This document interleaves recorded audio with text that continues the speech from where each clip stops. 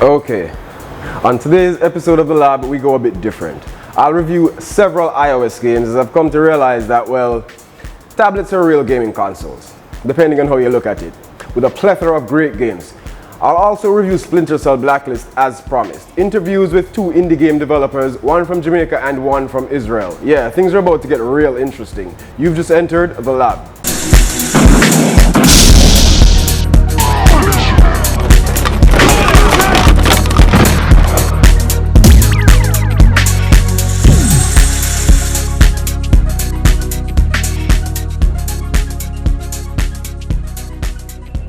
Okay, first things first. Here's our review of Splinter Blacklist for the Wii U.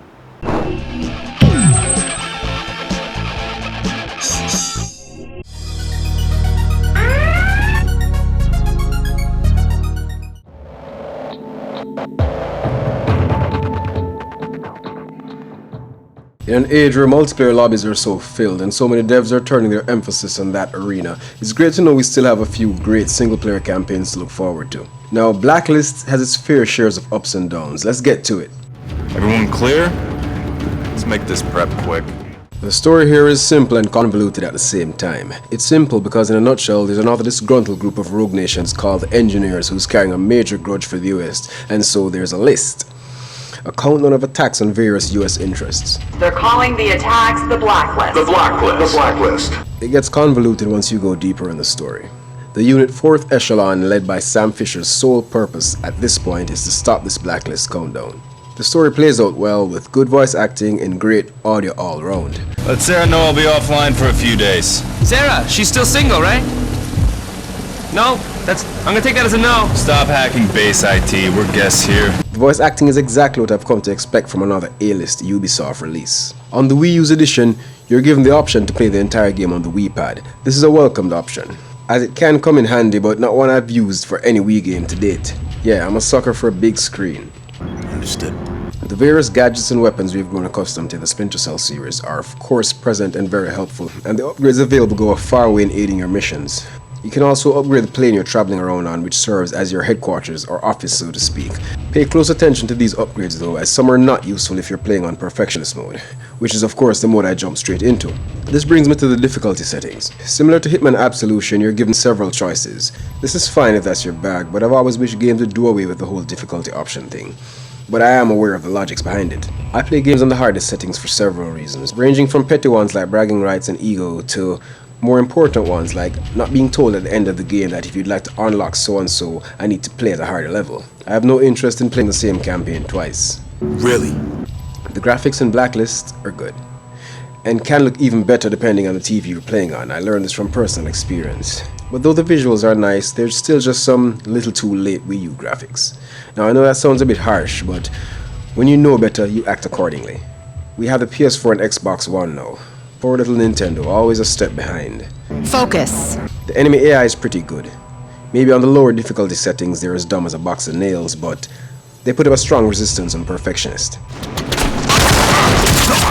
You have the options and are rewarded based on 3 different styles of playing: Ghost, Panther, and Assault. Now while playing regardless of this grading system, I just did what came natural in any given stage.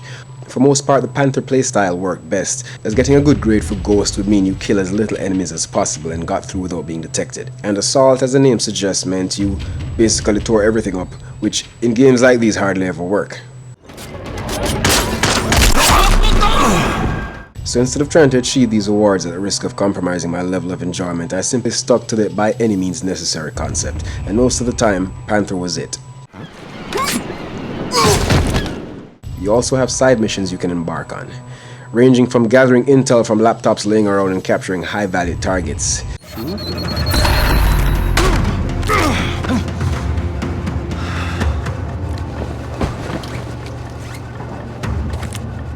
HVT secured. You can also choose side missions from your team members aboard your flying office. It always looks easy on a screen, Graham. There are some things though that rubs me the wrong way with this game. First, it's a stealth game, a very good one I might add. But then, little things like not being able to drag a body, that's a ridiculous omission. As ridiculous as that feature in Far Cry 3 that does not allow you to pick up a body after dropping it, well I guess that's not really a feature as much as it is an oversight. But in Blacklist, you have to sling the carcass, be it man or dog, over your shoulders and carry it away. Why? I believe in order to develop a game like this one must be some level of genius. So how could all these devs get together and not see the idiocy of this? Good question. Didn't you guys play Absolution?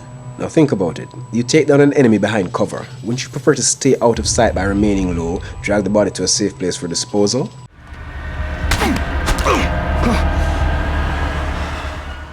Another thing are the insane load times. I mean, crazy load times. You'll experience this mainly when starting a new mission. What's our move, Sam? Sometimes the controller fissures seem a bit too slidey, especially for a stealth game that requires precision. It feels like some movements of the controller should give you one step, but Sam makes an extra move or two. This might seem like a minor thing, but get in game and feel it for yourself, and you'll see what I'm saying. When using the snake cam for the first time, it took me a while to realize how it actually worked, and that's because of how Oded's set up. You'll have to look at the bottom of the door in order for the prompt to appear.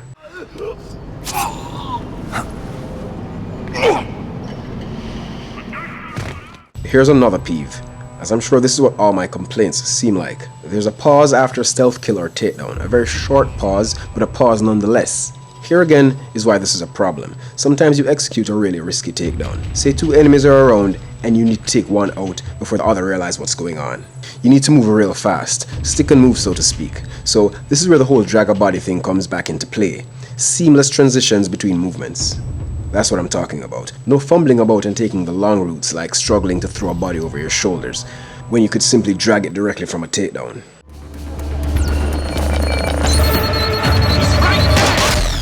Then there's good old bullet damage. Come on, Ubisoft. Games like these boast a bit more realism than others, but sometimes I know I got a headshot in and the guy is still up and about. Games like these, even if you restrict it to perfectionist modes only, one-shot kills would be really appreciated. Last but certainly not least, multiplayer. Now you can play Spy vs Mercs, where you can either play as a merc in first-person mode and do the run and gun thing, or as a spy in third person who moves stealthily. You can choose from various modes including a team deathmatch. You also have the option to play co-op levels. But here's my major issue with Blacklist multiplayer. And maybe this is just a Wii U thing, but it takes forever to get a match and sometimes there are these ridiculous glitches and update after update does not seem to be offering solutions. I know, weird, right? But fortunately, Blacklist offers a solid single-player experience. So with more thumbs up than downs, the lab gives Splinter Cell Blacklist an 8 out of 10. Understood. Am I missing something?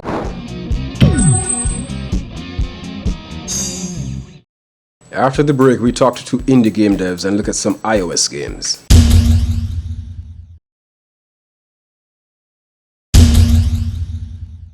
Okay, this is real interesting. Now, an indie game dev from Israel named Oded Sharon brought this to my attention. He's developing a game based on Jamaica and reggae music. Real interesting. Now, his Kickstarter campaign is in full swing and needs all the support it can get.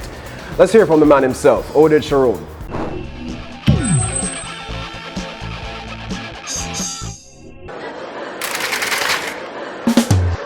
Bolt Riley is an adventure game that tells the story of the greatest reggae musician that ever lived.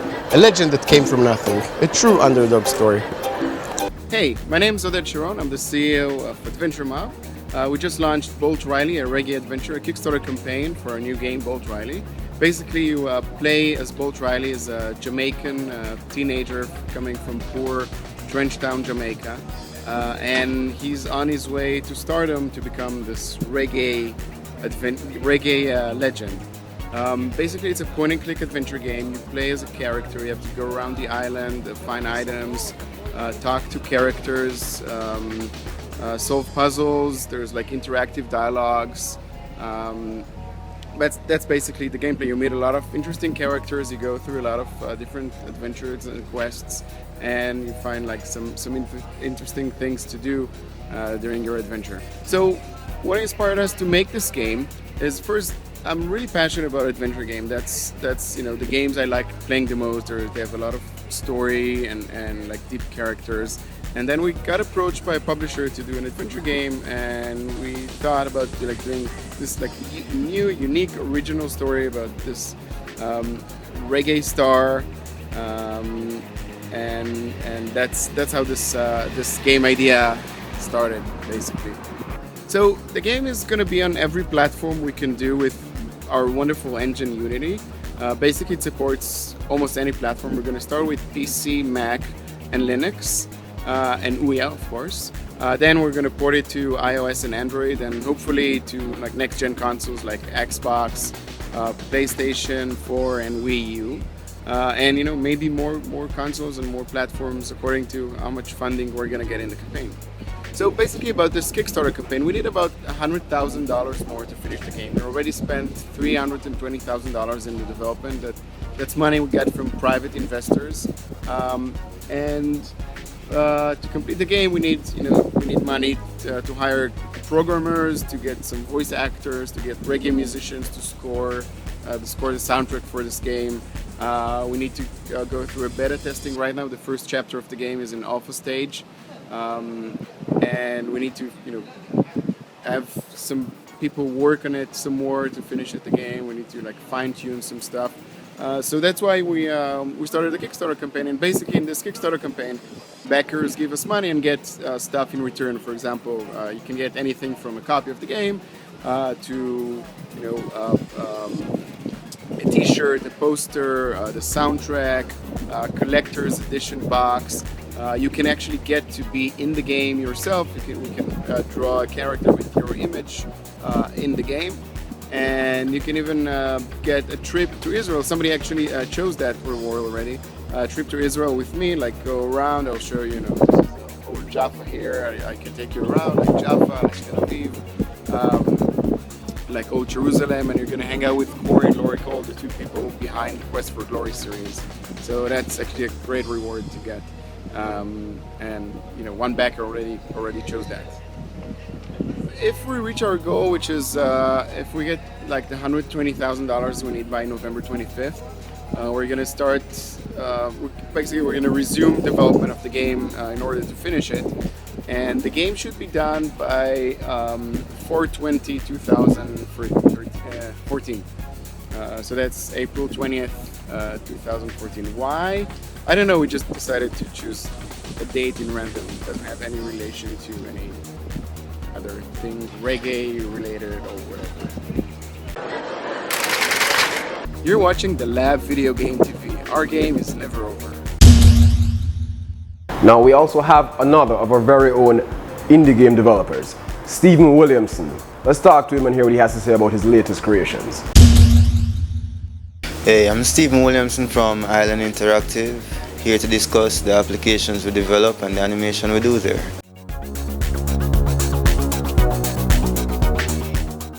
Well, the latest application game we have developed is Jump Rastaman Jump. The idea was this fun game of this Rastaman who some boxes are being dropped on his boat, and he should just navigate his way to the top and conquer the boss that has been dropping those boxes, Well, that's on the HTML5 format platform, for Facebook and other social sites. What we're looking towards now is Android and iPhone application development, and we have some fun games in store, mainly social games, casual games, First game we developed was a top scrolling game, a racing game actually. That was about 4 years ago, and the idea was this minibus that you would pick up people and navigate his way through the traffic, sometimes being chased by the police because of the speed he's going. That was motivated by, high school experience of traveling in the minibuses and coasters, seeing how they would drive to, maximize the profits, I'd say, on the road, Sometimes very dangerous. So we just try to capture that experience in the game, Going into game design for me was an act of storytelling. I love storytelling actually. So that was an area where we could create experiences, and not just, visible experiences for you to just watch in a story form, but stories you could interact with, so somehow you feel like you're part of that storytelling. I play video games, mostly first-person shooters in, a kind of multiplayer format. I don't really like playing games by myself, hardcore games by myself, unless it's like casual games. So I play a lot of casual games, but most hardcore games is in a multiplayer format, and of course racing games a lot. You can find us on the page on Facebook, Island Interactive. You should search for us, Island Interactive Jamaica, or you can go on www.islandinteractiveja.co.nf.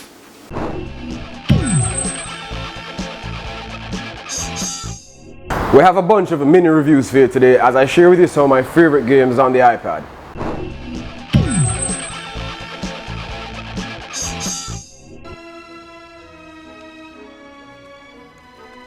Let's talk about some titles from my favorite iOS developer, Gameloft. These guys are making games that at one point we didn't even think were possible on a tablet or phone. Now we have monster titles like the Modern Combat, Asphalt and N.O.V.A series. Gameloft also did a good thing that I both applaud and criticize them for. They created this little device called the Duo Gamer, a control pad that allows you to have a console-styled experience on your iPad. The problem with this handy little device is it's discontinued, a terrible shame. Only a few Gameloft titles support it. And once you've played Modern Combat 3 with it, it's gonna be real hard switching back to those awkward touch controls from Modern Combat 4 or 5. Gameloft knew it was a good idea, that's why they made it. Why they decided to cut it short is anyone's guess. At least rumor has it that a dedicated iPad controller is coming out, so at least I have that to look forward to. Modern Combat 3, no. Just to be clear, in my opinion, Gameloft is kinda like the element of video games. The same way Element makes these knockoff movies of bigger budget releases, it seems like Gameloft does the same with games. Modern Combat 3, as the name, look and gameplay suggests, is Gameloft's version of Call of Duty Modern Warfare. But knockoff or not, it's a great title for the iOS. You have to understand, with these and all iOS games I've played so far, they're not to be taken too seriously. They have evolved from casual game status like Angry Birds, but they're still not hardcore. You can tell by the inclusion of things like an incredibly generous aim assist among other things. Now, Modern Combat 3 has really nice visuals, good gameplay as they sport that Call of Duty feel, and an entertaining yet limited multiplayer experience. The storyline is fine, nothing you'll remember after the credits roll, but still good enough to keep you interested. Infiltrate the National Security Agency building, neutralize all hostiles, secure valuable intel, and then move towards the extraction point. Voice acting is some cheesy B-movie stuff, but again, still acceptable. I downloaded Modern Combat 3 and not Modern Combat 4, which is also out primarily for the Duo Gamer functionality. This is another up point for Modern Combat 3. I'll probably get 4 and 5 after this rumored controller releases. The only bad thing about Modern Combat 3 is its incredibly generic feel, but like I said, these games are pretty much knockoffs. No offense, Gameloft. So remember, don't take them too seriously and you'll be fine. Warden to actual. Please respond. Yelena, do you read me? Damn. Now, N.O.V.A 3, another great game from Gameloft, even better than Modern Combat 3. Although it has a Crisis Halo feel to it, it still seemed less generic and more enjoyable, with an even deeper story. Great graphics makes this game easy to get into, followed by entertaining weapons, special abilities that come in real handy close to the end, and a reasonable difficulty level. The duration of the campaign is also well balanced. These are all the things that would send me out to buy a N.O.V.A 4. The story is ho-hum, but as with Modern Combat, acceptable. The voice acting is also pretty much the same, with B-list actors trying a bit too hard to convey emotions and progress a story. The aim assist comes in even more useful in N.O.V.A 3 as, for some reason, the controls are not very precise, no matter how I try to adjust them in the settings. The multiplayer is fine, but as with games like Halo, it takes too many shots to take out the opposition, and I really hate that. There's a one-shot mode, but you're only able to use one specific weapon. In this game, more than Modern Combat 3, the inability to run and reload was more noticeable, as I found myself in tighter spots where that ability would have come in real useful.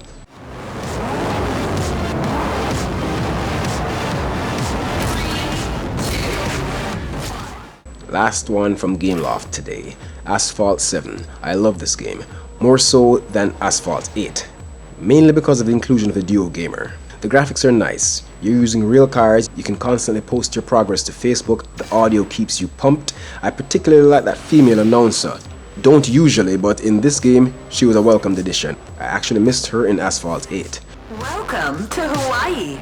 Another up point for Asphalt 7 is the price tag. I picked this gem up for only 99 cents. The things I didn't like were these. Even though I was using the Duo Gamer, the controls weren't as precise as I would have liked. The ability to upgrade is cool, but didn't always seem that effective.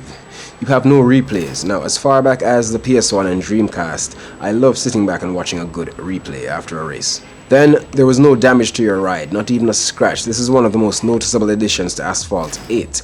picked that up and appreciated it right away. Then lastly, the abrupt endings. You would cross the finishing line and bam, a title screen. No slowdown, nothing. The screen just goes over to the graphic that says Asphalt 7. Like a boss. Next episode, I'll look at one more of my Gameloft favorites, Wild Blood. Then I move over to another iOS developer, Pickpot Games, for a look at Into the Dead. Developer Madfinger Games also has two titles I've grown to love, Dead Trigger 2 and Samurai Way of the Warrior.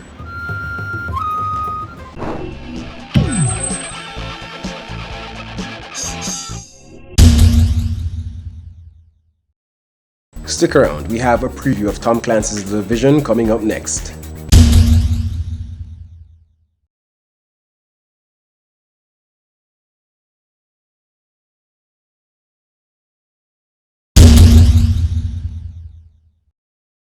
Hi, this is Gregory coming to you from Straight Games, and I just want to tell you guys that Call of Duty, Ghosts, and Battlefield 4, they're in store. You can come and get them. You know, those who didn't get a chance to pre-order, come on down to Straight Games. We'll have them in ample supply. Call of Duty Ghosts, very, very, very great game. We'll have it for the PlayStation 4, we'll have it for the PlayStation 3, we'll have it for the Xbox 360, for the Xbox One. Come on down. As I'm speaking about next-gen consoles, come to Straight Games to order your next-gen console or to come and pick up your next-gen console. Xbox One and the PlayStation 4 at Straight Games. Come on down to get yourself one. Now this, amazing. Tom Clancy's The Division. Let's just say with games like these, this is why I am and always will be a gamer.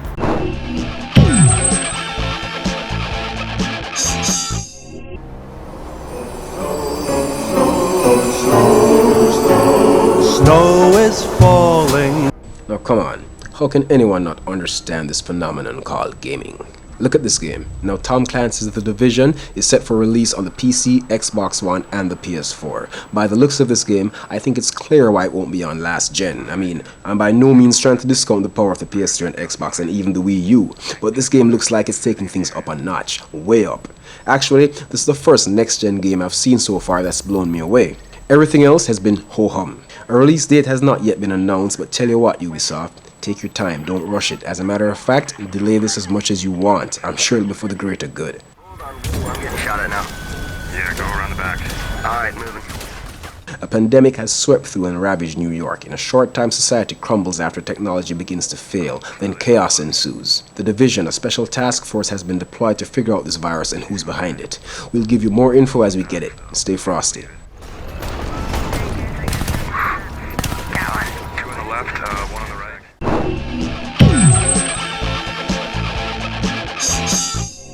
In the lobby, we take a look at some Tekken Tag Tournament 2, the Wii U edition.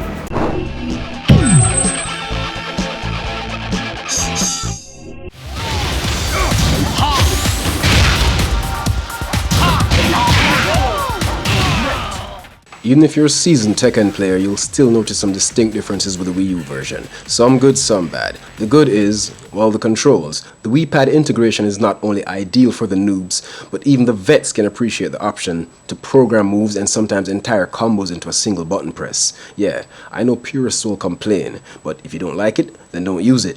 And if you have a problem with someone beating you while using it, then that simply means you could use a bit more practice. Simple. And the bad part is, again, the controls. I played a lot of Tekken 6 on Xbox Live, and I've never noticed such a high level of spamming as I've witnessed on the Wii U. And this goes back to the controls. The fact that you can program a move or a combo to one button makes the noobs and cheap players have a heyday. But like I said, if a noob's beating you because of this, then you really just need to step your game up. So I have to say, Tekken Tag 2 for the Wii U is pretty good. Some decent fun. At times the lobby can be a bit lonely, but you can tailor your friends list through the use of Miiverse. Add me anytime, I'm always up for some new friends on Wii U. Until the next lobby, stay frosty and thanks for playing. You win!